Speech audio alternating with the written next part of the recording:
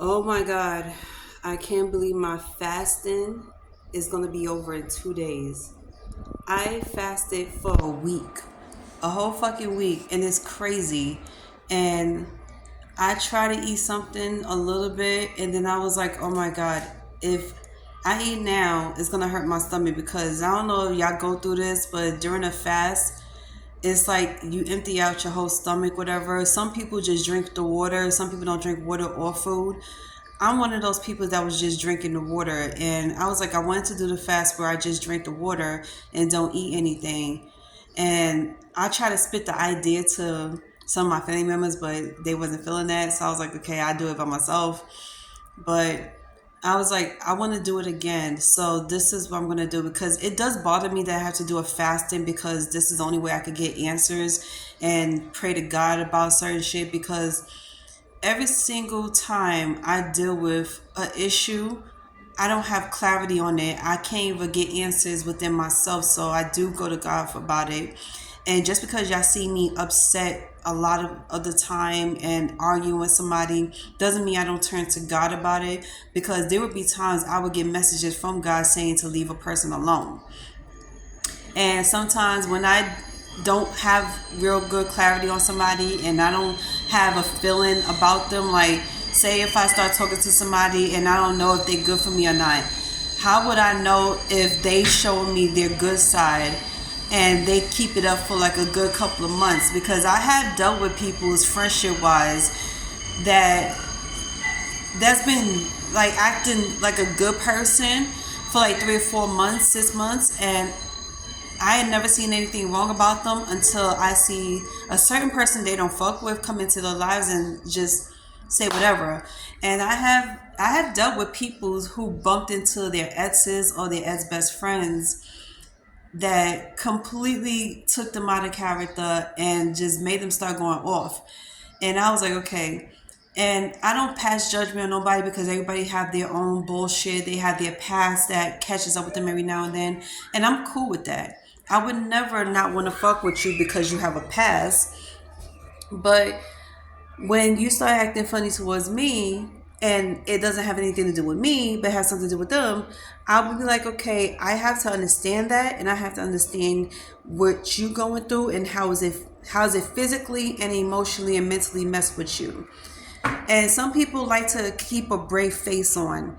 And the reason why I'm making this video is because I have a lot to do with that too. Like I could relate to them on that level because it'll be times where I would make friends with new peoples and everything be fine, and I put on a brave face, I put a smile on my face even though I'm having the worst week ever, and pretend like everything's okay. But when the one person who brought me out of my character that I couldn't stand comes back to my life, because either they walking past my block and they see me, or we bump into each other in person, out in public, whatever the case is, or even on social media, all that feeling brings back to me. It comes back to me.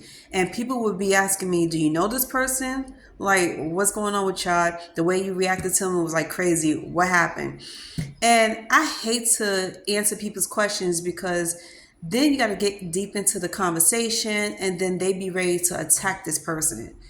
I don't want that to happen to them. And I was like, I love my friends and all, but sometimes I don't want them to jump into my mess and try to defend me, because some of them don't know how to defend me without having to put their hands on the person. And even though I appreciate that, I just rather have you talk. Just like how I'm good at talking and I'm good at talking things out. And if I can't seem to come to terms with this person, see eye to eye, I'm leaving them alone. And I am very good at leaving people alone and pretending like they dead to me. So my point is, I will have the worst moments of my life. Like I will have the best moments of my life. And it's not for anybody to comment on it. It's not for people to have a problem with it. I am sure I'm not the only person on YouTube and on TikTok and on Instagram that has problems and always always upset about something because somebody is always trying to bring the worst out of me. This is the second person I ever dealt with. No, the third person I ever dealt with that brought the worst out if of me or in me, however you say it. And the only thing I could say was speak my piece and move on.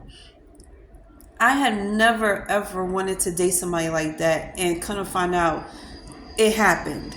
And it happened unexpectedly because this person pretended to be a good person. This person pretended to be an understanding person, somebody you could count on, lean on, and talk to.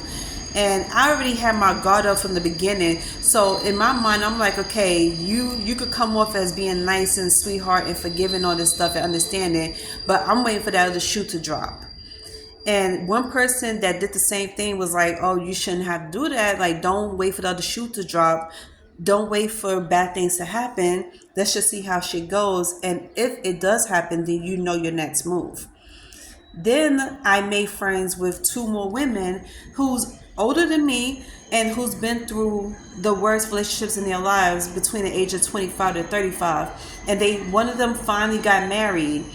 And they was telling me that the best move of their life was showing the person who hurt them so much what they're worth and how good of a woman they can be. But they could show that by being with another person and upgrading their lives. And then another thing is, not a lot of people knows anything about me, but quit to pass judgment on me. And at first I was like, okay, whatever. Like, it does bother me a little bit. And then I started to realize, I'm like, okay, why am I letting it bother me? People's going to pass judgment all the damn time. I'm not going to have the perfect cookie cutter relationship with people's. And as far as this YouTube video channel goes, I'm not going to have the best cookie cutter channel either. So don't come on my channel expecting all shits and rainbows and unicorns and shit. You're going to get the real side of me. You're going to get the 360 degrees of me. And this is why I call it rocking with Rel, because you're going to get the ups and the downs, the good and the bads. You're going to see me cook on here. You're going to see me drink on here. You're going to see me do whatever.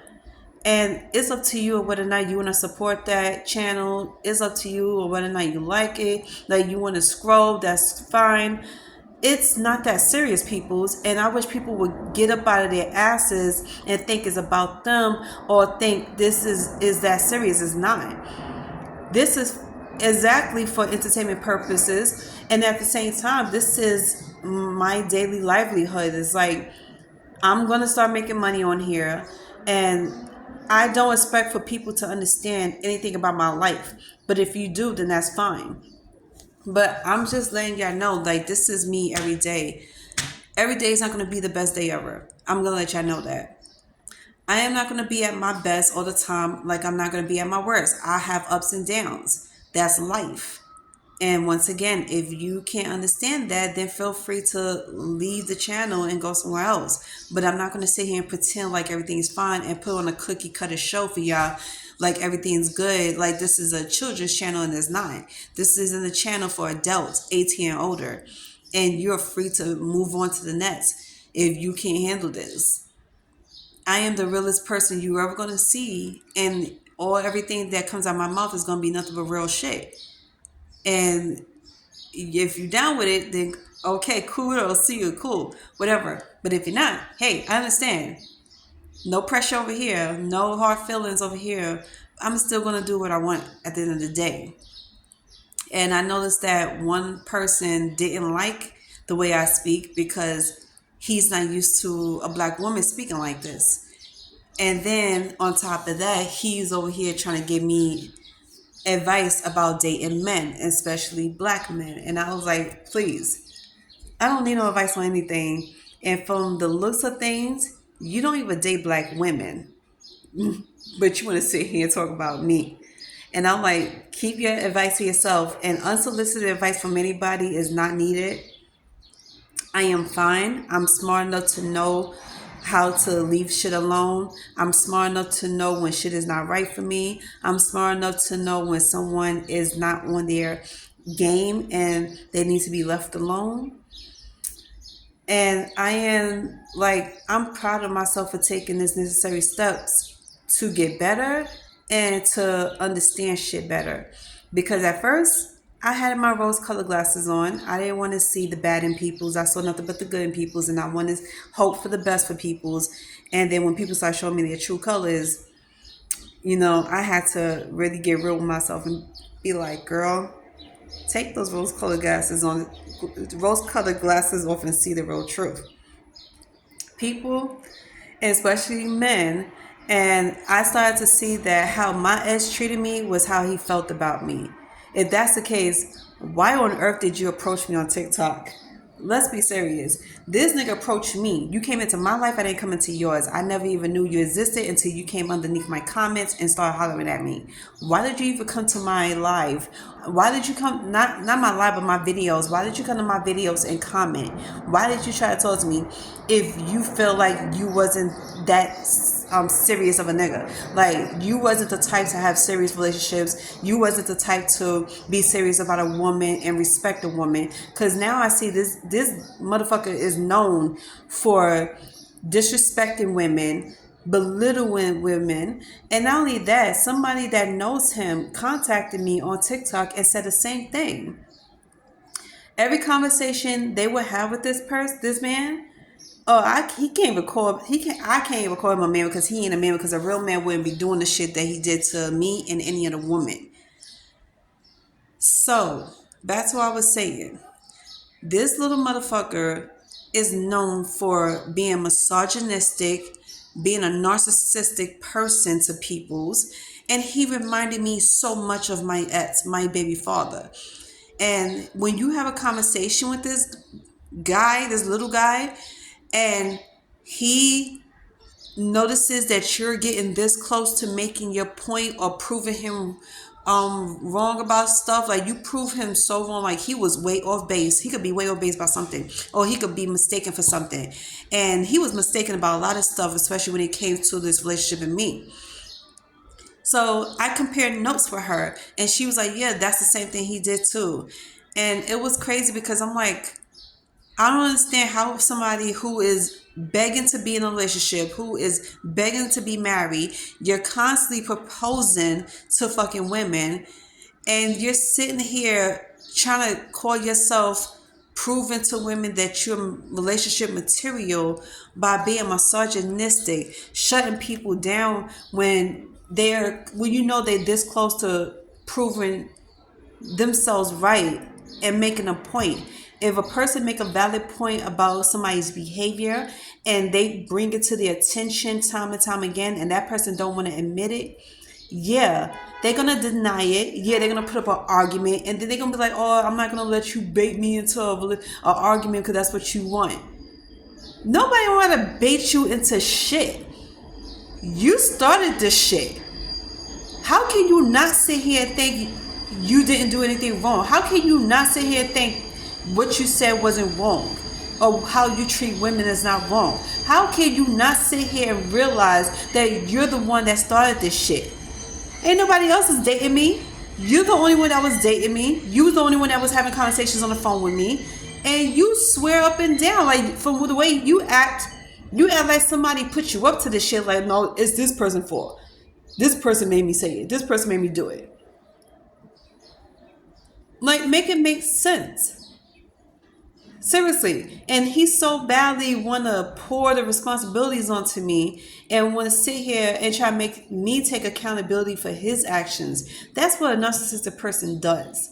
And if anybody can't recognize that, you're in big trouble. If you cannot recognize that you're friends with a narcissistic person or you're dating a narcissistic person, then there's something wrong with you. Don't always sit here and keep those rose-colored glasses on. Find out the reason why they fucking single. Find out the reason why they don't have no friends. And find out the reason why they feel the way they feel when they talk about people's. Because that's the only way you're going to understand who the fuck they are. And just like this guy on TikTok was saying to everybody, stop blaming it on the women. Whether you was friends with her, whether you was dating her, stop blaming it always on the fucking woman, because it takes two to tango. It takes two to have an argument, like it takes two to have a conversation in a relationship. And this person don't like to fucking take responsibility for his actions, clearly. And he act as though you're the only one that was having a conversation by yourself, even though he was on that phone with you. I'm like, really? That's what really fucking grinds my gears so fucking bad. Was the argument we had was based on how he treated me, how he always kept putting off everything he said he was going to do with me and for me. And then when I call him and he said he wants to call back, and he don't get back to me till 12, 1 o'clock in the morning, because he was always on the phone with his friends, he was on the phone with his baby mother, he was on the phone with his brother, he was always on the phone with somebody but the one person he should have been on the phone with. Even when I'm the first one to call him early in the motherfucking morning, say for 9, 10 o'clock in the morning, I'm calling you, or I will wake you up and be like, hey, good morning, wake up, because sometimes he oversleeps. He would sit here and act like I'm disturbing him, but be on the phone with these bitches and constantly have conversations with them all day, every day, like nothing has happened, like everything's good. Like, be honest with your fucking self. So you wouldn't sit here and talk about the only thing you was upset at is because of my job, because I was sitting here working. No, it wasn't. Get that shit out of your fucking head, Henry. The only reason why I was upset with you that day was not because you was on the phone with your job. You was on the phone with your friends, and you sat here and admitted that you was on the phone with your brother, how you and your brother was talking for hours, and then your father called and something happened with your father, and then your friend, which is some pastor that called you, want to sit here and read you some fucking Bible quotes, and then all of a sudden you was on the phone at the end of the night with your baby mother. So you tell me what's wrong with that fucking picture.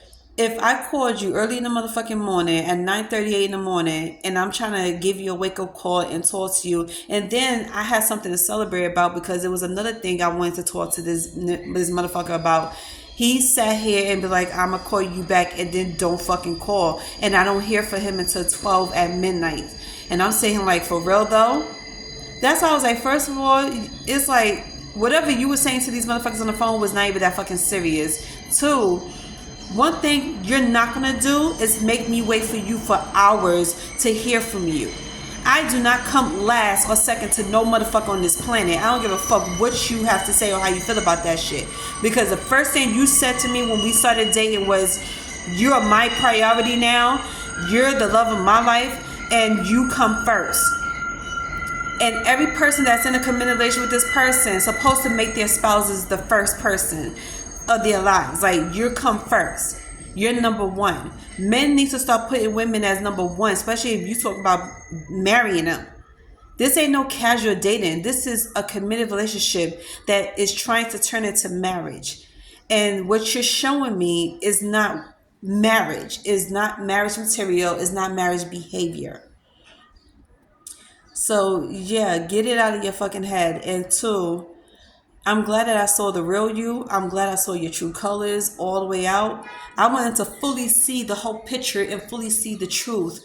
And now that I got it, you gave me the okay to get up, dust myself off, and move on to someone better than you.